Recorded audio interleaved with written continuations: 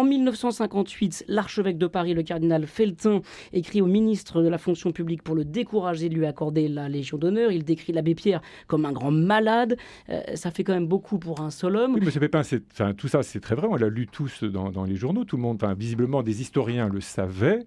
Des historiens aujourd'hui le savent. Mais personnellement, en 58, je n'étais pas né. Je suis né en 62, excusez-moi.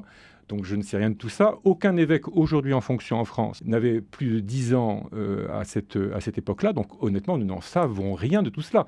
Et les biographies nombreuses qui ont été écrites sur l'abbé Pierre, que je sache, ne disent rien de tout cela. Donc la question pour moi aujourd'hui, si vous permettez, on peut toujours parler du passé, mais je ne vais pas refaire le passé dans lequel je n'étais pas. Ce que je peux vous dire, c'est que ce qui est impressionnant, c'est que des femmes n'ont pas pu parler à cette époque. Et ce que nous pouvons constater, c'est qu'aujourd'hui, il est enfin possible de parler. Je crois quand même que les décisions prises par l'Église catholique, avec notamment l'ASIA, sous la pression, il faut le reconnaître, de la parole libérée. Mais néanmoins, nous avons mis en place un certain nombre de dispositifs qui permettent à des personnes qui ont été agressées de parler.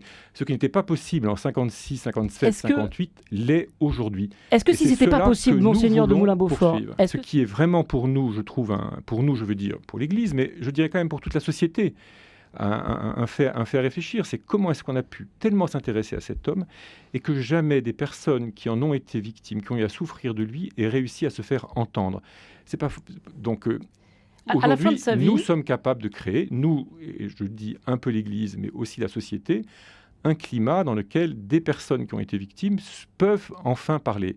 Et ça, c'est un pas en avant considérable. Et c'est sur ce pas-là que nous, évêques de France, aujourd'hui en responsabilité, nous bâtissons, nous agissons et nous travaillons pour que, de manière durable, de tels comportements ne puissent pas se produire, en tout cas que le suivi soit assuré.